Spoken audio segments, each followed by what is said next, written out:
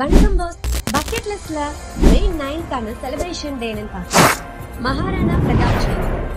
இந்த டே எதுக்காக நம்ம கொண்டாடுறோம்னா, மகாராணா பிரதாப் சிங் இப்போ இருக்கிற ராஜஸ்தான்ல மீவர்னு ஒரு ராஜ்யத்துக்கு அரசரா இருந்திருக்காரு.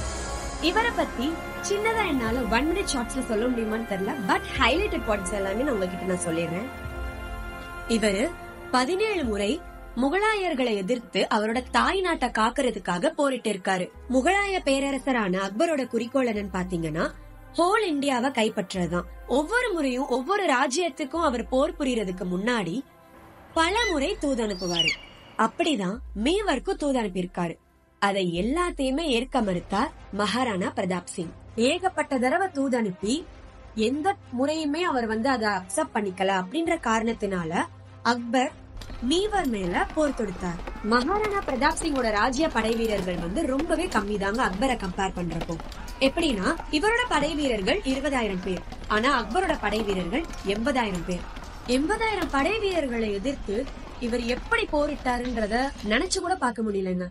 கண்டிப்பா இவரை பத்தின ஃபுல் வீடியோ சூன் நான் அப்டேட் பண்றேன். இன்னைக்கு எத்தனையோ பேர் ஃப்ரீடம் ஃபைட்டர்ஸ் நம்ம மைண்ட்ல வச்சிருப்போம், ஆனா இப்படியும் வாழ்ந்திருக்காங்க அப்படின்றத நினைவூட்டுறதுக்காகத்தான் இந்த வீடியோ உங்களுக்கு நான் போஸ்ட் பண்றேன். சோ மே 9th அப்படின்றது மகாராணா பிரதாப் சிங்கோட பர்த்டேவை கொண்டாடுற நாள். உங்களோட பக்கெட் லிஸ்ட் எதுவா இருந்தாலும் மறக்காம கமெண்ட் செக்ஷன்ல கமெண்ட் பண்ணிருங்க.